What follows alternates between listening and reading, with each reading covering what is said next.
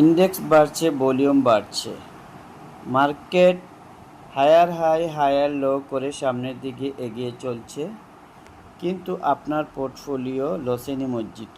আপনি স্টক খুঁজে পাচ্ছেন না, প্রফিট গড়ে তুলতে পারছেন না। এরকমই কি আপনার সাথে ঘটছে? তাহলে এই ভিডিওটি আপনার জন্য। শেষ পর্যন্ত থাকুন, আশা করি ভালো কিছু পাবেন এবং আমার চ্যানেলটি সাবস্ক্রাইব করে বেল আইকনটি বাজিয়ে দিন এবং আপনার সমস্যাগুলো কমেন্টে লিখে যান। মার্কেট সামনে কি হতে পারে সেই মতামতও দিন। আসসালামু আলাইকুম। Trade with stop loss BD চ্যানেলে আপনাদের সবাইকে স্বাগতম। প্রথমেই সংক্ষিপ্ত একটি আপডেট দিব ডিএসই এক্স নিয়ে এবং তারপরে আমরা দেখব এই চ্যানেলের ভিডিওতে যে সকল স্টকের আপডেট দিয়েছি তার বর্তমান অবস্থা। তারপরে আমরা দেখব টেক্সটাইলের কয়েকটি শেয়ার যা সামনে অপার সম্ভাবনা নিয়ে দাঁড়িয়ে আছে। চলুন শুরু করা যাক। আপনারা বর্তমানে স্ক্রিনে যে চার্টটি দেখতে পাচ্ছেন সেটি ডিএসই 1 আওয়ার চার্ট এবং এটা খুব সুন্দরভাবে এখানে দেখুন, সে higher high higher low, higher high higher low, higher high higher low, এভাবেই সে এগিয়ে চলছে এবং এখানে সে খুব ভালো পরিমাণে ভলিউম ক্রিয়েট করতেছে, আপনারা দেখতে পাচ্ছেন। মাঝে দুই একদিন সে এখানে খুব একটা সুবিধা করতে পারেনি, সাইডওয়েজ করেছে বা এখানে সে ডাউন ট্রেন্ডে চলে আসছিল, কিন্তু বর্তমানে ঠিক আছে এবং সে তার ইন্ডেক্স এবং ভলিউম রিকভারি করে ফেলেছে এবং তার এভারেজ ভলিউম বর্তমানে 1000 কোটি প্লাস। তো চলুন এখন আমরা আমাদের DSE x one day charter একটা সংক্ষিপ্ত আপডেট দিয়ে আমরা স্টকে চলে যাই। দেখুন ডিএসই এক্স আজকে দিনের এক সময় প্রায় 40 পয়েন্ট পজিটিভ ছিল, কিন্তু দিন শেষে সে 12 পয়েন্ট পজিটিভ রেখে ক্লোজ দিয়েছে এবং ভলিউম হয়েছে প্রায় 14 কোটি 17 লাখ। এছাড়া আমরা আরেকটি জিনিস এখানে দেখতে পাচ্ছি, দেখুন ডিএসই এক্স এই জায়গাটায় একটা উইক তৈরি করেছে, আমরা দেখতে পাচ্ছি এই যে উইক, যদিও ভলিউম গতকালকের চেয়ে কিছুটা কম। তো উইক নিয়ে এখানে চিন্তিত হওয়ার তেমন কারণ নেই, কারণ আমাদের মার্কেটের বর্তমান যে সাপোর্ট সেটা হলো 5710, অর্থাৎ আগে যেটা রেজিস্ট্যান্স ছিল সেটাই এখন বর্তমানে এখানে সাপোর্ট হিসেবে কাজ করতেছে। এই যে আপনারা এখানে দেখতে পাচ্ছেন এটা 5710 পয়েন্ট, এটাই এখন বর্তমান ফার্স্ট সাপোর্ট। নিচে যেটা রয়েছে সেটা হলো এই যে এইটা 5660 থেকে 80, এই লেভেলটা। তো এই সাপোর্ট খেয়াল রেখে আপনারা বাইসেল চালিয়ে যাবেন এবং যে শেয়ারগুলো বর্তমানে, অর্থাৎ যে শেয়ারগুলো খুব উপরে বা প্রফিট টিকেন হতে পারে বা রেজিস্ট্যান্স লেভেলে আছে, সেই সব শেয়ার অ্যাভয়েড করে আপনারা সাপোর্ট লেভেলে স্টক বাছাই করার চেষ্টা করবেন। তো ডিএসই এক্স নিয়ে সর্বশেষ বলতে চাই, আজকের এই পিনবার নিয়ে আপনারা ওরিড হবেন না। আমাদের পরবর্তী লক্ষ্য থাকবে ডিএসই এক্স 5900 বা 6000। তো এক্ষেত্রে আপনারা বটম এবং ফান্ডামেন্টাল শেয়ারের দিকে আপনারা নজর দিবেন। তো চলুন গত ভিডিওগুলোতে যেসব শেয়ার নিয়ে আমি আলোচনা করেছিলাম তার সংক্ষিপ্ত আপডেট আমরা জেনে নেই। তো বর্তমানে ডিএসই এক্স নিয়ে চিন্তিত হওয়ার কারণে ডিএসই এক্সের ভলিউম এবং তার আপট্রেন্ড ঠিক আছে, আপনারা সাপোর্ট লেভেলটা জাস্ট খেয়াল রাখবেন।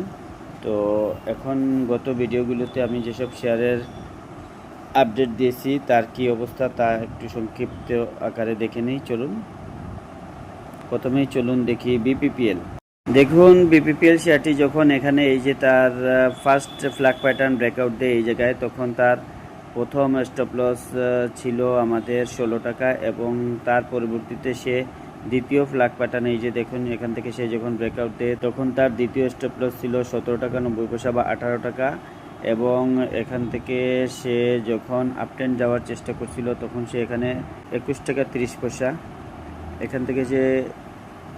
এখান থেকে সে যখন আপট্রেন্ডে যাওয়া শুরু করেছিল তখন তার প্রথম বাধা ছিল এখানে 21 টাকা 30 পয়সা এবং আমি গত দিনের ভিডিওতে বলেছিলাম যে শেয়ারটি এখান থেকে 21 টাকা 30 পয়সা পার করতে পারলে ভালো হবে। দেখুন সে বর্তমানে 21 টাকা 50 পয়সা আজকে ক্লোজ দিয়েছে এবং বর্তমানে তার স্টপ লস হবে 21 টাকা এবং এখান থেকে যদি শেয়ারটি 21 টাকার নিচে ক্লোজ না দেয় বা 21 টাকা 30 পয়সার উপরে স্টে করতে পারে, তাহলে এখান থেকে বিপিপিএল শেয়ারটি খুব ভালো হবে এবং তার ফার্স্ট যে টার্গেট সেটা হলো 25 টাকা, এবং 25 টাকা ক্লোজ করতে পারলে সে 30 টাকা চলে যাবে ইনশাল্লাহ।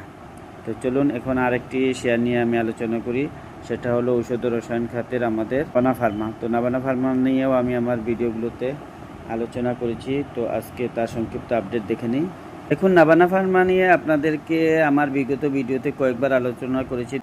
দেখুন, নাভানা ফার্মা এখানে সে একটি চ্যানেলের ভিতর দিয়ে সে এগিয়ে চলছে, এবং এছাড়া সে দেখুন এ জায়গায় সে আপ ডাউন করে করে সে তার যাত্রাপথে এগিয়ে চলছে, এবং আমি বলেছিলাম যে এটা টার্গেট 100 টাকা।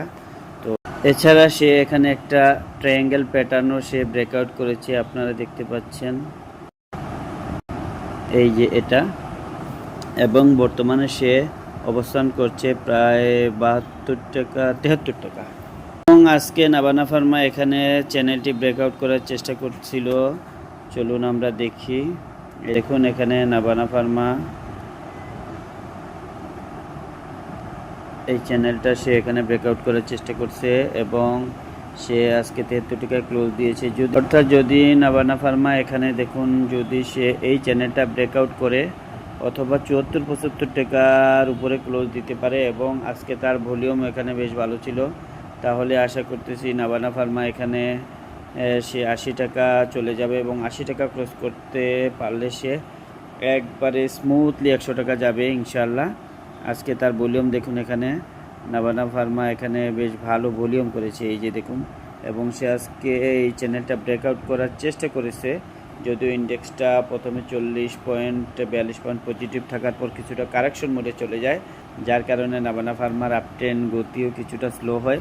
তো যাই হোক, এখানে আপনারা 70 টাকা স্টপ লস ধরে, তো নাভানা ফার্মা আপনারা এখানে এই যে এই 70 টাকা লেভেল যদি আপনারা স্টপ লস ধরুন এবং এন্ট্রি নেন, তবে আরেকটু যদি কমে পান 71-72 এই লেভেলে এন্ট্রি নিতে পারলে ভালো হয়, যদিও গত 2-3 দিন আপনাদেরকে সুযোগ দিয়ে গেছে। তো যদি আবার সুযোগ পাওয়া যায় এটা 71-72 এই লেভেলে এন্ট্রি নেওয়া যায়, 73 টাকাটা স্টপ লস একটু বড় হয়ে যায়। তো যাই হোক, অথবা আপনারা যদি এখান থেকে 74 বা 75 টাকা সে ব্রেকআউট দিতে পারে, তাহলে আপনারা ব্রেকআউটে যখন রিটেস্ট দিবে সেই রিটেস্টে আপনারা এন্ট্রি নেবেন, এবং আপনারা স্টপ লস ধরবেন এখানে 74 টাকা স্টপ লস ধরে 75-76 টাকা যদি এন্ট্রি দেন, তাহলে আশা করি এটা খুব দ্রুত 80 টাকা যাবে, এবং 80 টাকা ক্রস করতে পারলে সে 100 টাকা যাবে। চলুন এ পর্যায়ে দেখি আমরা আইটি সেক্টরের ইজেন শেয়ার। এখন আইটি সেক্টরের ইজেন শেয়ারটি সে এখানে একটি ফ্ল্যাট প্যাটার্ন ব্রেকআউট করেছিল, এবং তার পরবর্তীতে সে এখানেও একটা ফ্ল্যাট প্যাটার্ন করেছে। এই জায়গাতে আমাদের স্টপ লস ছিল শেয়ারটি 22 টাকা 80 পয়সা, এবং তার পরবর্তী ফ্ল্যাগ প্যাটার্নে আমাদের স্টপ লস ছিল এখানে 25 টাকা।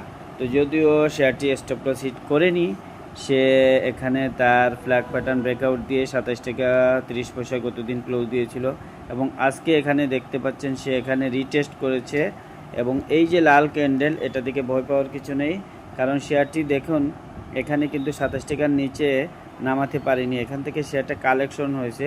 মূলত লাল ক্যান্ডেল হলেও শেয়ারগুলো কিন্তু এখানে কালেকশন, কারণ আমরা যদি এখানে দেখি, এই যে দেখুন আমরা এখানে হাইকেন 80-তে আমরা দেখতে পাচ্ছি, এই যে আমরা এখানে হাইকেন 80-তে দেখতে পাচ্ছি, দেখুন শেয়ারটা কিন্তু এখানে পজিটিভ ভলিউম, এবং সে 27 টাকার উপরেই সে ক্লোজে দিয়ে অবস্থান করতেছে, অর্থাৎ 27-20 এই লেভেলে, অর্থাৎ 27-40 এই লেভেলে সে ক্লোজ দিয়েছে, এবং শেয়ারটি খুব ভালো পজিশনে আছে। আশা করা যায় শেয়ারটি এখান থেকে খুব দ্রুত 30 টাকা চলে যাবে, এবং আপনারা যদি নতুন কেউ এটাতে বাই নেন তাহলে অবশ্যই 27 টাকা স্টপ লস ধরতে হবে। 27 টাকার 26 টাকা 80 পয়সা এর নিচে যদি ক্লোজ বা সেকেন্ড ক্লোজ দেয়, তাহলে এটা থেকে আপনি স্টপ লস নিতে হবে, কারণ শেয়ার মার্কেটে যে কোনো কিছুই ঘটে যেতে পারে। মার্কেট যদি এখান থেকে যদি কোনো কারণে ফল করে যায়, তাহলে এটা 27 টাকা স্টে করতে পারবে না, সে আবার 25 টাকা চলে আসবে, তখন আপনাকে অবশ্যই 26 টাকা 50 পয়সা লেভেলে স্টপ লস নিয়ে আপনার পোর্টফোলিওকে আগে আপনি সেভ করতে হবে। একটা কথা মনে রাখবেন, পুঁজি সেভ, আপনি মার্কেটে ব্যবসা পাবেন। আর আপনি যদি পুঁজি সেভ না করতে পারবেন, মার্কেটের মতো ব্যবসা দিবে, কিন্তু আপনি কোনো ব্যবসাই পাবেন না। তো বর্তমানে আরেকটি শেয়ার আমরা আপডেট দিই, সেটা হলো ইফাদোটো নিয়েও আমাদের এই চ্যানেলে ভিডিও ছিল, সেটার কি অবস্থা চলুন দেখি। দেখুন ইফাদ অটো আমি আমার গত ভিডিওতে বলেছিলাম, দেখুন ইফাদ অটো এখানে খুব সুন্দর একটা ইনসাইড বার করেছে। দেখুন এই যে ইনসাইড বারটা, আমি বলেছিলাম যে এখানে ভয় পাওয়ার কোনো কারণ নেই, রেড ক্যান্ডেল দেখে এখান থেকে ইফাদ অটো ভালো হবে। তার পরবর্তীতে গতদিন ইফাদ অটো কিন্তু আপনার 27 টাকা 40 পয়সা এখানে ক্লোজ দিয়েছিল, এবং আজকেও সে দেখুন এখানে একটা ইনসাইড বার করছে, একবারে অ্যাকচুয়াল ইনসাইড বার। আমার ভিডিও আপনারা দেখেছিলেন কি না জানি না, বা যারা নতুন আছেন তারা আমার গত 1-2 দিন আগের ভিডিওটা আপনারা ফলো করবেন, ওখানে ডেসক্রিপশনে বা টাইটেলে লেখা আছে শেয়ারের নাম। তো যাই হোক, ইফাদ অটো দেখুন এখানে আজকেও ইনসাইড বার করেছে, এবং আমরা কিন্তু ইফাদ অটো আজকে বাই করেছি, এই জেনারেশনও আমরা আজকে বাই করেছি, এবং বিপিপিএলও আজকে আমরা বাই করেছি। তো দেখুন এখানে ইফাদ অটো আজকেও সে এখানে খুব ছোট ভলিউম দিয়ে এখানে একটা ইনসাইড বার করেছে। আশা করা যায় এখান থেকে ইফাদ অটো আগামীকাল বা তারপরের দিন ভালো মুভমেন্টে চলে যাবে। ইফাদ অটো ফান্ডামেন্টালি খুব শক্ত। এছাড়া ইফাদ অটো নিয়ে ব্যাপকভাবে আমার চ্যানেলে ভিডিও আছে, আপনারা চাইলে দেখে নিতে পারবেন। তো ইফাদ অটো ভালো হবে আশা রাখি। এবারে আমাদের ভিডিওর লাস্ট যে শেয়ারের আপডেট সেটা হলো এসএস স্টিল, যদিও সেটি jet category share. Jet category share আমি কাউকে প্রমোট করি না, জাস্ট ট্রেডিং পারপাসে আমি দিয়েছিলাম। চলুন দেখি এসএস স্টিলের কী অবস্থা।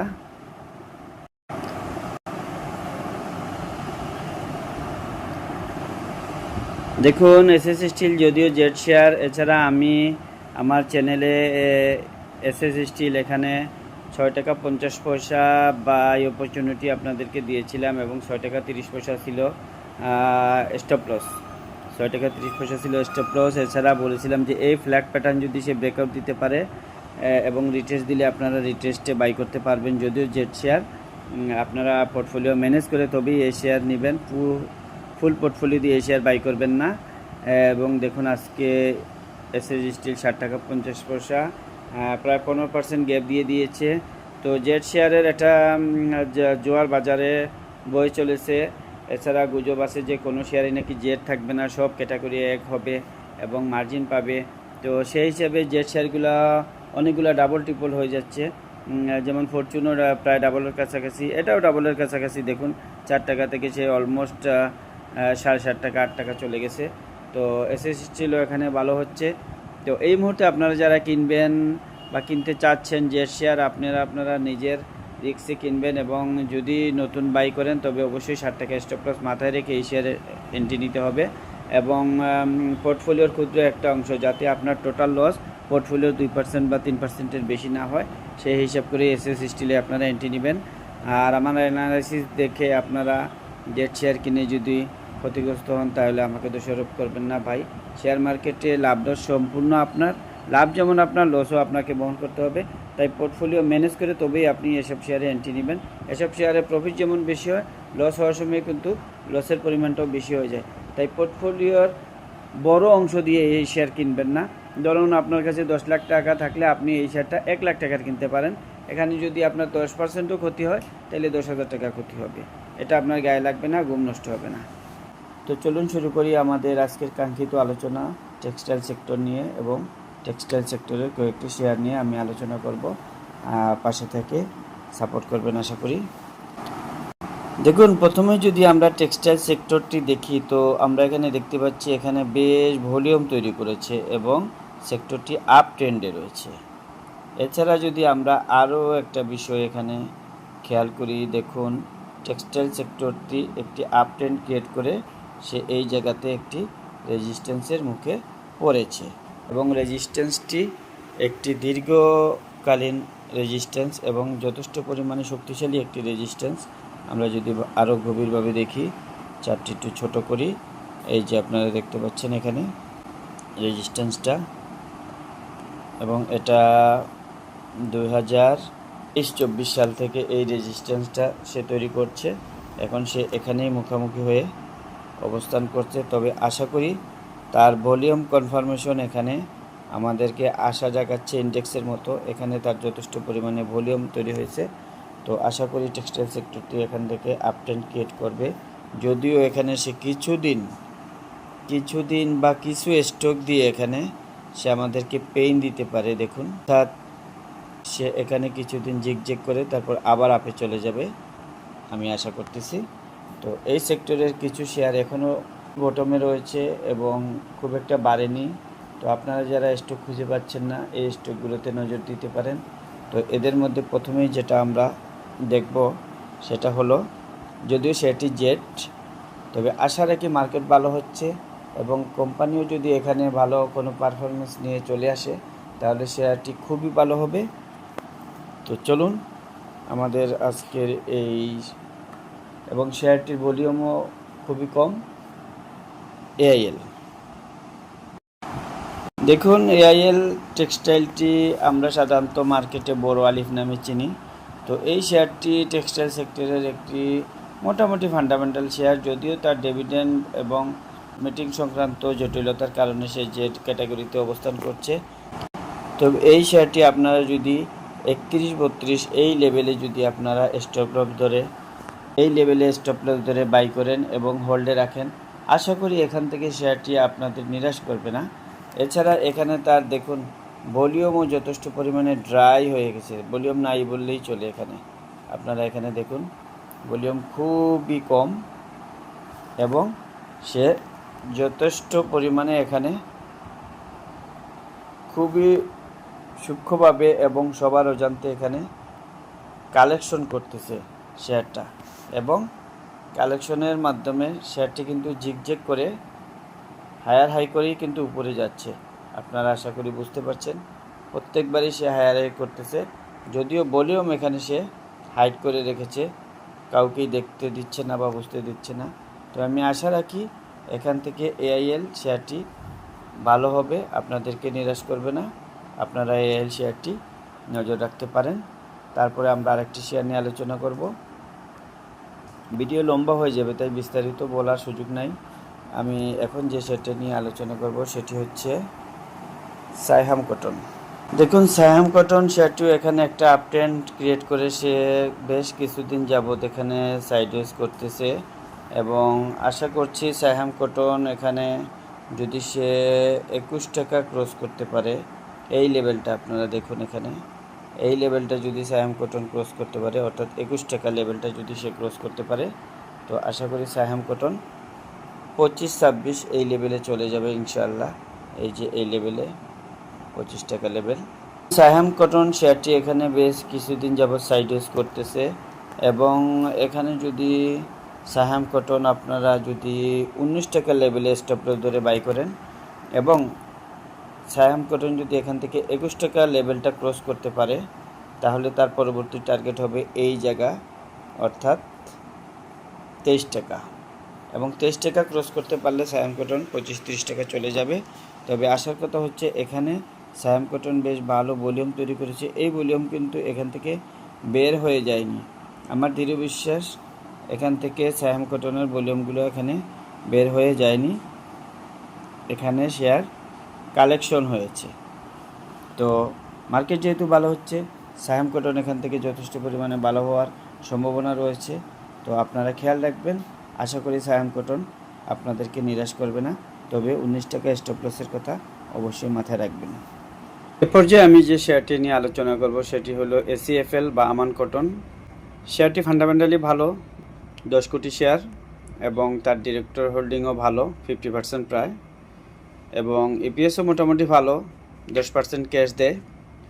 তো তারপরে আপনারা ফান্ডামেন্টাল বিষয়টা দেখে নেবেন, এবং শেয়ারটির ফ্রি ফ্লোট শেয়ার খুবই কম, আর শেয়ারটি বাড়েনি সেটা বলবো না, বেড়েছে।